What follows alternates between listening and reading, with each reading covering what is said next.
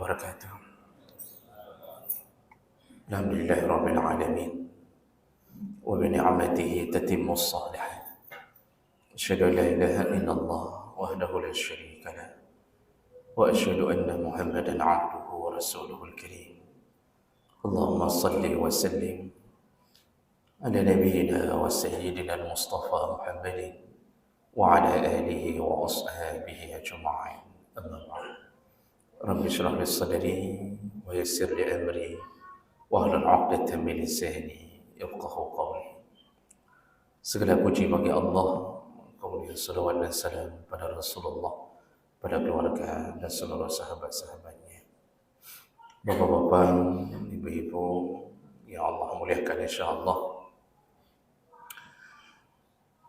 Tadi malam kita sudah membicarakan tentang bagaimana seharusnya kita istiqamah selama Ramadan dan beribadahlah karena rasa syukur kita diberi Ramadan.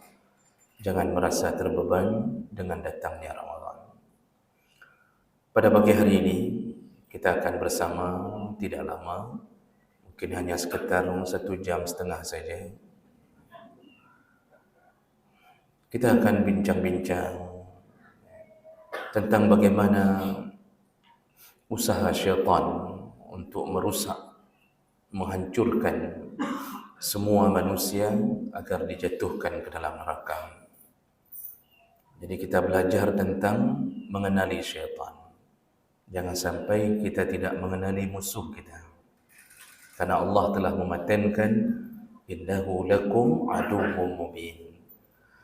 Engkau itu punya musuh yang nyata.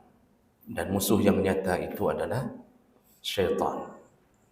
Dalam ayat yang lain, inna syaitana lakum aduwwum mubin. Syaitan itu musuh yang nyata. Dalam surat Al-Hijr, Allah Subhanahu wa taala menyebutkan syaitan pernah berkata di depan Allah, qala fa bima aghwaytani la uzayyinanna lahum a'malahum wa la ughwiyannahum ajma'in illa ibadaka minhumul mukhlasin.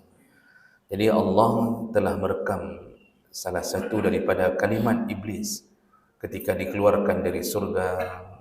Iblis berkata kepada Allah, karena engkau telah membuat aku tersesat ya Allah, artinya mematenkan bahawa aku adalah kelompok yang tersesat atau makhluk tersesat, maka mulai hari ini, kata iblis di depan Allah, mulai hari ini aku akan menjadikan anak Adam melakukan maksiat seakan-akan itu adalah amalan yang baik.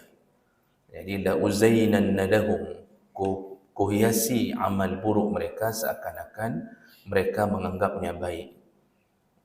Jadi maksiat dihiasi oleh syaitan, dianggap itu sebagai amalan yang boleh atau yang baik untuk dilakukan.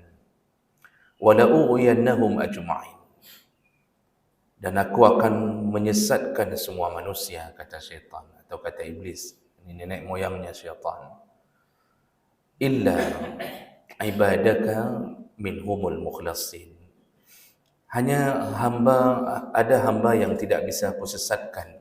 Siapa mereka? Yaitu mukhlasin. Jadi yang selamat dari godaanku cuma yang mukhlas. Mukhlas itu levelnya di atas mukhlis. Apa bedanya mukhlisin dengan mukhlasin? Kalau mukhlisin itu masih berusaha untuk ikhlas. Masih berusaha untuk ikhlas. Kalau mukhlasin, itu Allah yang sudah beri ikhlas pada dirinya. Jadi dia sudah kehilangan perjuangan untuk ikhlas, masuk ke dalam level yang tertinggi. Dia ditolong Allah, dibuat oleh Allah menjadi orang yang benar-benar ikhlas. Masjid kita ini kan mukhlisin, bukan mukhlasin. Berarti kita masih berjuang untuk ikhlas. Nanti mungkin kalau sudah berhasil, tahun depan dirubah saja nama musalla ini menjadi mukhlasin. Itu lebih tinggi lagi levelnya. Jadi mukhlas itu para nabi, para wali-wali Allah. Itu mereka sudah enggak mikir lagi pamrih apapun di dunia. Yang penting semuanya untuk Allah. Kalau mukhlis, hari ini kita mukhlis, besok belum tentu mukhlis. Kita mukhlisnya pada Rp2.000, tidak mukhlis pada Rp20.000. Jadi begitu lewat celengan dalam solat, kita kasih Rp2.000. Ditanya orang, nak ikhlas harona? Ikhlas tidak? Oh ikhlas. Gimana ikhlas Rp2.000? Jadi model begitu mukhlisin. Maka jawab akan Allah, syaitan menyebut yang selamat dari godaannya hanya yang mukhlas, yang telah diberi keikhlasan oleh Allah Subhanahu Wa Taala. Dan itu kita untuk mendapatkannya itu perlu perjuangan, yaitu benar-benar berharap dari Allah sambil melakukan ketaatan kepadanya. Itu proklamirnya syaitan di hadapan Allah. Maka kita ini akan terus-terusan digoyang oleh syaitan. Nah, malam kemarin, sekedar kita tahu, malam kemarin ketika datangnya Ramadan, Nabi mengatakan salah satu daripada kemuliaan datangnya Ramadan adalah wasuffidat asyayatin. Syaitan dibelenggu, diikat dengan rantai. Nah, syaitan benar diikat. Nabi tidak mungkin berbohong. Syaitan diikat. Namun para ulama kemudian mengatakan yang dimaksud dengan diikat ini ada beberapa makna. Yang pertama, dalam tafsir Ibnu Katsir disebutkan, sebahagian besar ulama mengatakan yang diikat itu adalah raja-rajanya, komandan-komandannya, panglima-panglimanya, kadis-kadisnya, kepala dinasnya. Bukan kepala dinas syaitan. Bukan kepala dinas menjadi syaitan, maksudnya kepala dinasnya syaitan. Itu diikat untuk tidak bisa memberi perintah kepada para pasukannya. Maka tertinggallah yang syaitan-syaitan yang cantui-cantui. Syaitan-syaitan yang si kerak-kerak balok. Satu kerak balok. Itu yang menghiasi dunia kita sekarang. Namun mereka lemah. Mereka tidak mampu menjatuhkannya tanpa pimpinan. Karena pengaruh komandan sangat kuat. Ini dalam tafsiran yang pertama. Dalam tafsiran kedua, maksud diikat kata para ulama bukan diikat tubuhnya syaitan atau iblis. Tapi yang diikat adalah dilemahkan mereka. Dilemahkan. Jadi selama Ramadan mereka tidak mampu berbuat banyak. Mereka tetap menggoda, tapi tidak mampu berbuat banyak. Kalau syaitan tidak ada, maka tertinggallah nafsu. Tertinggallah nafsu. Maka seandainya pun syaitan diikat semuanya, nafsu masih melekat. Tapi itu perkara yang bukan tidak mungkin. Sepertinya Allah tidak mengikat semua syaitan. Yang kesurupan tetap kesurupan. Ini berarti ada syaitan yang masih dilepaskan. Kadang-kadang ada juga syaitan yang lepas. Di antara kita, ada yang tidak puasa, ada yang mencuri di tengah-tengah puasa. Nah, ini kemungkinan syaitan-syaitan yang lepas atau turunan-turunan syaitan. Jadi jemaah menekan Allah, itu keadaan syaitan dalam Ramadan. Namun perlu kita pelajari sejenak tentang langkah-langkah syaitan. Bagaimana cara dia menjatuhkan kita. Ini harus diketahui agar kita jangan berfikir kita sudah selamat, padahal kita dalam genggaman syaitan. Syaitan ini perjuangannya menjatuhkan kita, tidak mengenal lelah. Tidak seperti dakwahnya para ustaz. Tidak seperti dakwahnya para tengku, kiai, tidak. Kalau ustaz-ustaz ni datang ke hadapan bapa-bapa kalau diundang pengajian. Pulang pengajian, masihkah dia akan berusaha untuk dakwahkan bapa ke rumah-rumah? Tidak, selesai. Bahkan ada ustaz yang ketika diundang, pulang, tidak diberi amplop, enggak mau datang lagi. Sampai segitunya. Jadi dakwah itu tidak sehebat syaitan. Syaitan mendakwahkan tidak ada amplop. Tidak ada amplop. Kalau tidak percaya, tanya sama syaitan. Mereka berjuang 24 jam. Hanya dengan perintah komandan. Karena Nabi yang mengatakannya dalam hadis riwayat Muslim, kerajaan syaitan itu terletak di tengah-tengah lautan. Wallahu a'lam apakah segitiga bermuda, tapi Nabi mengatakannya kerajaan syaitan yang paling besar terletak di tengah-tengah samudra. Dan setiap hari para rajanya syaitan iaitu iblis, dia menyuruh semua golongan syaitan untuk melakukan tugasnya masing-masing. Makanya kan tadi saya katakan ada kadis-kadisnya. Itu ada semua, ada departemen untuk menceraikan suami isteri, ada departemen menjatuhkan orang supaya tidak salat, ada departemen yang membuat orang berzina. Itu semua dikerjakan dan mereka bergaji. Digaji oleh kerajaan. Jadi hidup mereka sama seperti kita mencari nafkah. Setiap bulan ada gaji, dipotong juga BPJS, kemudian mereka pun sakit, mereka makan dan minum. Begitu keadaan mereka. Dan itu digambarkan dalam hadis Nabi SAW. Jadi itu tugas mereka setiap hari. Dan setiap petang, mereka harus melaporkan tugas mereka. Jadi fingerprintnya juga petang. Mereka harus laporkan. Jadi mereka bangkitnya mulai kerja setelah maghrib. Jadi di waktu menjelang maghrib mulai kerja, kata Nabi. Makanya jangan dikeluarkan anak-anak di waktu maghrib. Kenapa? Karena di situ sedang berlalu lalangnya syaitan. Makanya anak-anak jangan sampai berada maghrib di luar rumah. Kecuali anak itu dibawa ke tempat yang baik. Disuruh mengaji, dibawa ke madrasah. Itu baru tidak diganggu. Tapi kalau model anak-anak yang bermain-main di lapangan bola, pulang maghrib, itu kemungkinan besar sekali dia akan mendapatkan gangguan. Begitu kira-kira sekilas kehidupan syaitan. Nah sekarang yang perlu kita tahu adalah bagaimana dia menjatuhkan kita. Langkah-langkahnya apa saja. Dan ini telah dicatat di dalam beberapa kitab. Salah satunya kitab Madarijus Salikin, juga dicatat kembali dalam kitab Bada'i Al-Fawaid milik Imam Ibnul Qayyim Al-Jauziyah. Beliau setelah melihat banyak dalil, beliau menyimpulkan syaitan itu punya langkah-langkah untuk menjatuhkan kita. Langkah yang pertama, syaitan akan berusaha dulu menjatuhkan kita ke dalam puncaknya dosa, yaitu kesyirikan. Jadi usaha dia adalah mensyirikkan kita. Itu dulu yang dia lakukan. Apapun usaha, ke situ arahnya. Makanya kadang-kadang manusia tidak sadar bahawa dia telah jatuh ke dalam kesyirikan. Kesyirikan yang besar ketika saat kita menjadikan Allah, menjadikan dua Tuhan selain Allah. Jadi ada Tuhan lain selain Allah. Kita bermohon-mohon pertolongan pada selain Allah. Itu sudah masuk ke dalam kesyirikan. Ketika bintang kita jadikan bahan untuk meramal, maka kita telah jatuh ke dalam kesyirikan. Apapun yang kita jadikan sebagai sumber untuk meminta pertolongan, dukun, itu bahagian daripada kesyirikan. Yang mendatangi dukun, ditutup pintu salatnya oleh Allah 40 hari, 40 malam. Karena dianggap ini perbuatan syirik. Tidak taubat juga, maka jatuhlah dia benar-benar ke dalam kesyirikan. Bahkan ada hadis yang menyebutkan ketika hujan jatuh menetes di atas bumi, lalu kemudian orang-orang mulai mengatakan bahawa ini disebabkan oleh bintang, disebabkan oleh ini, disebabkan oleh itu, maka dia tidak faham bahawa dia telah jatuh ke dalam kesyirikan, kecuali dia sedang berbicara hal yang ilmiah.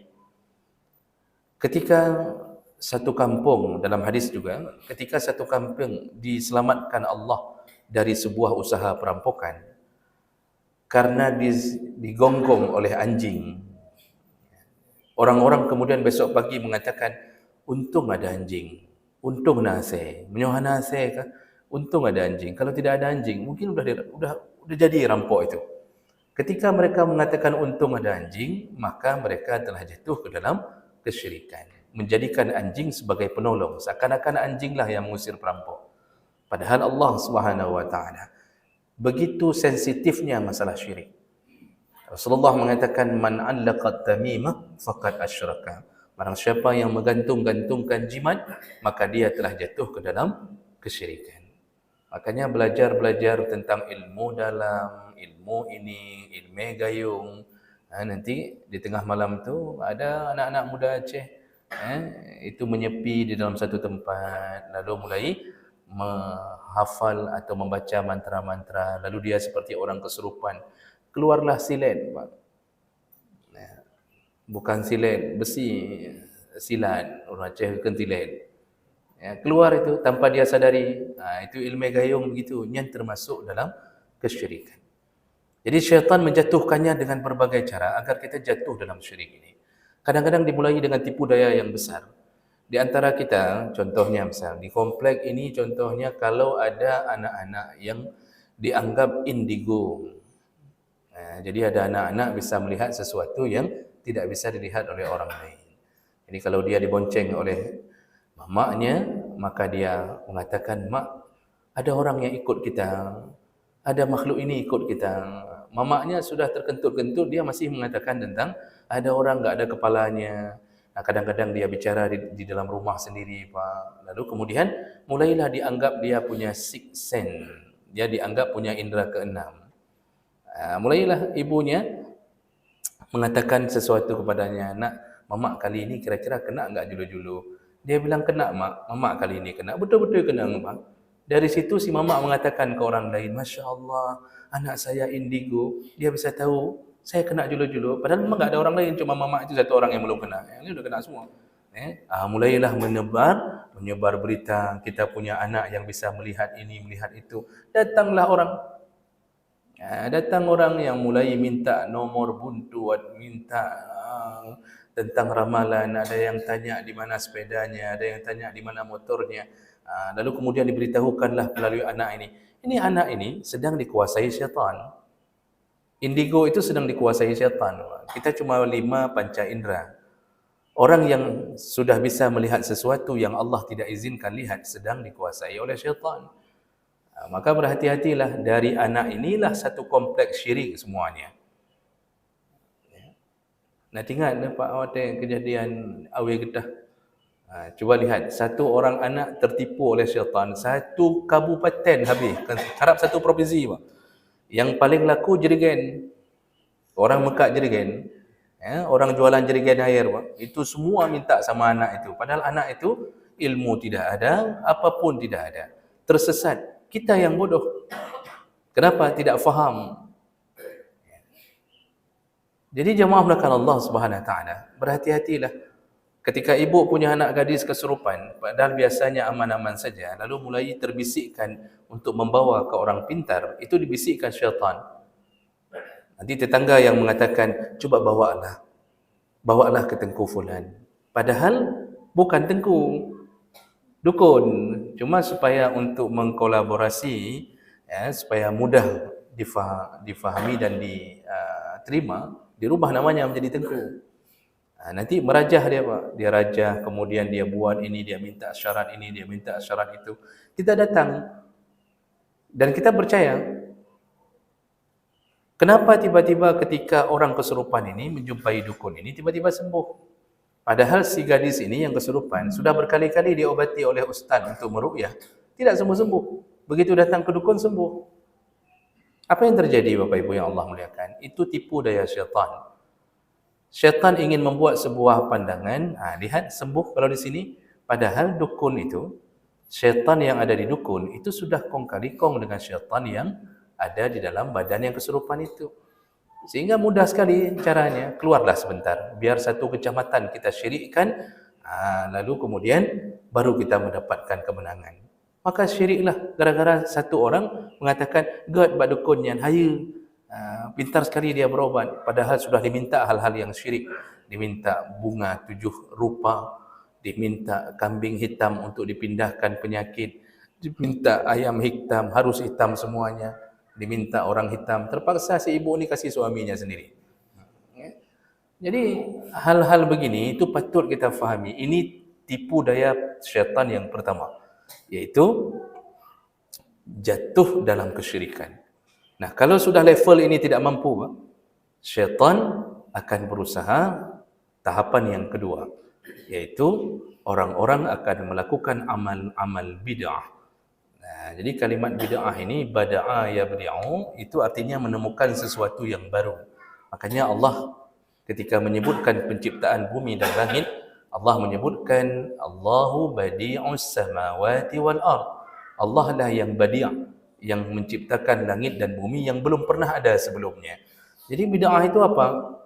Yaitu melakukan hal-hal yang berbau agama atau perkara agama yang tidak pernah ada ajarannya dalam syariat, dan itu bertentangan dengan syariat-syariat yang ada. Jadi jemaah melakukan Allah, tidaklah semua amalan kita menjadi bid'ah, hanya berupa ibadah yang bid'ah. Hanya berupa ibadah. Kalau semua amalan jadi bid'ah, maka kita cukup banyak jatuh ke dalam perkembangan bid'ah. Ini sajadah ini tidak ada di masa Nabi. Apakah bid'ah? Tidak. Musalla model begini tidak ada yang 2 tingkat di masa Nabi. Semuanya 1 tingkat. Apakah bid'ah? Tidak. Tidak. Jadi yang perkara bid'ah yang mana? Hanya yang jatuh dalam urusan ibadah. Memperbaharui ibadah tanpa syariat. Jadi kalau berani melakukan salat maghrib 4 rakaat. Kemudian melakukan ru'yatul hilal 4 hari atau 3 hari sebelum jatuh Ramadan, mereka sudah puasa. Itu kelompok Naqsyabandiyah yang di Padang. Kelompok Naqsyabandiyah di Padang. Tidak semua Naqsyabandi begitu. Itu selalu 3 hari sebelum Ramadan, mereka sudah mulai puasa. Pandangannya adalah melihat air laut. Jadi lihat air pasang laut. Kalau air laut sudah pasang berarti bulan sudah muncul. Maka mereka berpuasa. Biasanya 3 hari atau 4 hari sebelum orang lain berpuasa. Nanti hari raya juga begitu. Nah, ini kelompok-kelompok memang yang disebut ahlul bid'ah. Sayangnya kalimat hari ini itu menjadi salah satu penghias bibir. Ketika ada orang-orang yang terlalu ekstrim, fanatik, kemudian menuduh saudaranya melakukan bid'ah, padahal itu khilafiyah. Maka jangan suka-suka mengatakan ke orang bahawa ahlul bid'ah hanya gara-gara tidak kunut. Atau hanya kunut. Jadi sama-sama kadang-kadang mengatakan yang bid'ah, yang bid'ah. Bukan begitu, itu bukan bid'ah, itu khilafiyah. Khilafiyah itu ada yang mengatakan boleh, ada yang mengatakan tidak dengan dalil. Jadi itu contohnya. Jadi banyak perkara yang kadang-kadang dituduh bid'ah padahal bukan bid'ah. Makanya janganlah bibir ini bersukaria dengan kalimat bid'ah. Sehingga nanti syaitan masuk lagi. Caranya bagaimana? Dibuatlah menjadi sebuah permusuhan.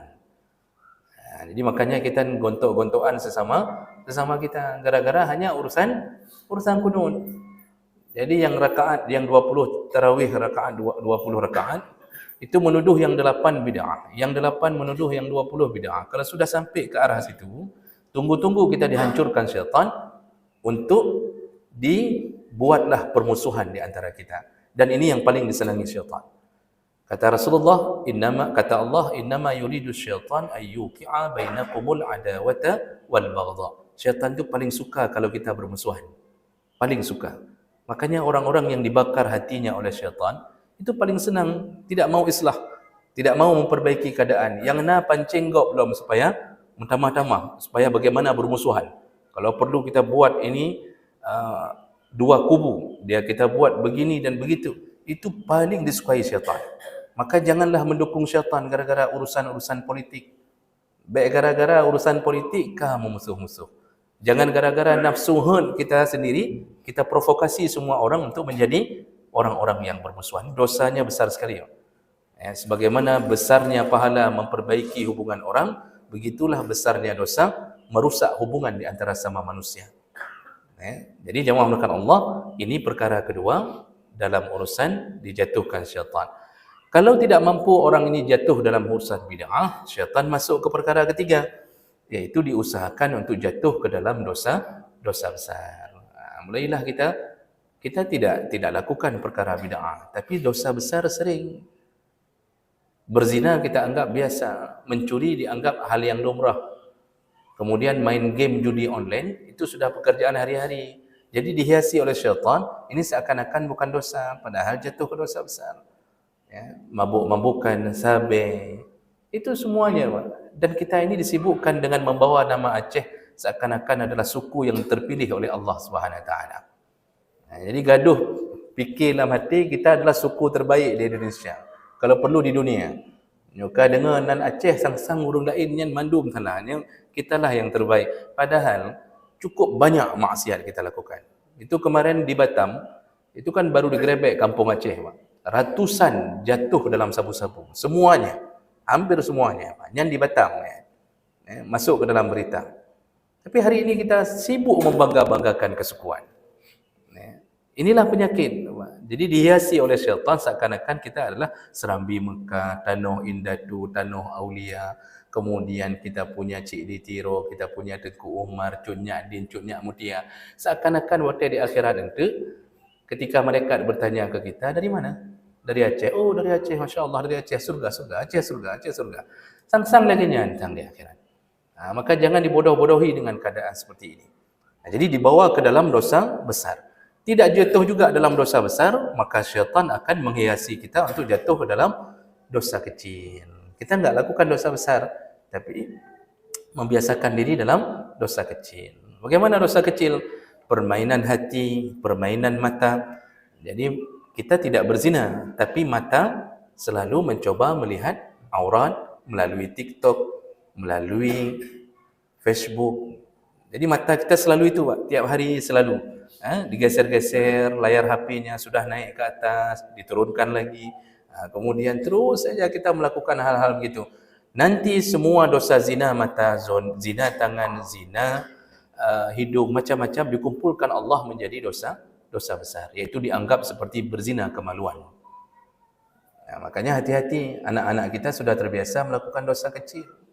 Dengan HP yang kita beri, kita kasih pulsa, dosa kecil yang diulang-ulang itu jatuh ke dalam dosa besar. Itu dihiasi oleh syaitan. Kalau tidak bisa juga jatuh ke dalam dosa kecil, syaitan melangkah ke berikutnya, iaitu kita diusahakan masuk dalam perkara yang mubah. Jadi hidupnya mubah-mubah saja. Tidak ada pahala, tidak ada sanksi, hidup mubah, tidak berpahala. Duduk-duduk di balai kan Pak, dari pagi duduk di balai. Kerja kita apa? Main-main, jalan-jalan, wisata kuliner. Tiap-tiap pagi sore jalan di Lok Semawe, cari mi canduk yang terbaru, model yang begini, model begitu. Itu saja kita cari itu terusan. Lalu kemudian malam duduk lagi bicara-bicara. Dosa tidak, selama tidak mufat tidak dosa, tapi jatuh dalam perkara mubah yang seharusnya kita menghadapi kematian itu harus banyak pahala. Tapi karena kita dijatuhkan dalam mubah, hidup kita begitu saja. Jadi urau-urau hana pahala. Nanti jogging-jogging keliling-keliling komplek tiap hari, Pak. Bukan tidak boleh, tapi kalau itu sudah jadi tujuan hidup, siang malam jogging, siang malam jogging, itu sudah mulai jatuh tuh ke dalam jebakan syaitan. Jamaah enggak pernah. Salat jarang, tapi di lapangan pingpong hadir terus. Kalau cuma sekedar olahraga tidak mengapa. Tapi menyebut tip bengah, tip seput pimpong maju-aju, sambung malam pimpong maju-aju, jangan payah semikir, Bang. Kenapa Quran satu huruf pun enggak terbaca? Tapi kenapa kita tidak pernah merasa lelah ketika melakukan olahraga? Kita dijatuhkan oleh syaitan dalam jebakan mubah. Jadi pekerjaan hanya yang mubah. Tidak bisa juga jatuh ke dalam yang mubah, dibawa lagi oleh syaitan ke langkah berikutnya, yaitu dibuatlah kita tidak sadar mana yang lebih afdal amal kita. Beramal tetap beramal, tapi kita sudah lupa mana amalan yang lebih afdal. Contoh, Pak, tadarus sampai jam 2 malam. Lalu kemudian enggak solat subuh. Padahal baca Quran sunnah, salat subuh wajib. Ketika tadarus, Masya Allah, pepoh 2 malam tadarus. Subuh kah nali? Enggak sembahyang subuh. Ini bodoh, ini dibawa oleh syaitan kebodohan. Ada orang yang tahajudnya banyak, tapi tidak pernah melakukan qabliyah subuh. Padahal qabliyah subuh itu lebih utama daripada tahajud. Pahalanya menggudang. Jadi orang dibawa ke arah kebodohan ini, tidak tahu mana yang lebih afdal dalam amalan dia. Tarawih ada, salat isya tidak ada. Jadi datang hanya untuk tarawih saja. Lihat Bapak momen-momen tertentu itu, misal malam-malam acara tertentu, malam Isra Mi'raj. Semua datang ke masjid untuk memperingati Isra Mi'raj. Sembahyang Syahana. Ya aja ya peringati Isra Mi'raj. Sembahyang Syahana. Masya Allah. Jamaah tidak pernah, tapi kalau sama dia selalu hadir. Lalu kita berharap doa dari orang yang tidak pernah bersolat dalam samadiyahnya. Kan bangai. Siapa yang membodoh-bodohi ini? Syaitan. Bukan yang buat sama dia bangai, tetapi ketika bangai muncul, salat enggak pernah, tapi sama dia selalu hadir. Lalu mulai ngejek orang yang tidak sama dia. Nah, ini perkara inilah dibawa-bawa oleh syaitan. Dan yang terakhir, kalau sudah perkara ini juga tidak mampu, maka syaitan akan menghancurkan kita dengan difitnah oleh syaitan sehingga kita dimusuhi oleh banyak orang. Jadi dibuatlah sebuah fitnah bahawa fulan ni hanya pakai, fulan hanya pakai, fulan hanya pakai, gara-gara terlalu kuat mendirikan agamanya. Sehingga jatuhlah para ulama dengan fitnah-fitnah ini. Muhammad Said Ramadan Al-Buti, itu ulama paling besar di Syria, Pak, meninggal sedang pengajian. Videonya masih ada, Pak, di YouTube. Meninggal sedang pengajian, ditembak langsung oleh pemberontak di Syria, ditembak langsung, dibom masjidnya sedang pengajian. Padahal hanya fitnah, hanya fitnah. Syria hancur karena fitnah. Jadi syaitan mengambil langkah terakhir, kalau enggak bisa lagi dijatuhkan, maka dibuatlah fitnah sampai hancur-hancuran. Maka jemaah mulakan Allah, marilah kita sadari bahawa kita berada di dalam jebakan-jebakan syaitan, maka patutlah kita keluar dari jebakan ini. Mudah-mudahan Ramadan kita tidak terjebak dengan urusan-urusan seperti ini. Dan mudah-mudahan bermanfaat. Subhanakallahumma bihamdik, asyhadu an la ilaha illa anta, astaghfiruka wa atubu ilaik. Wassalamualaikum warahmatullahi wabarakatuh.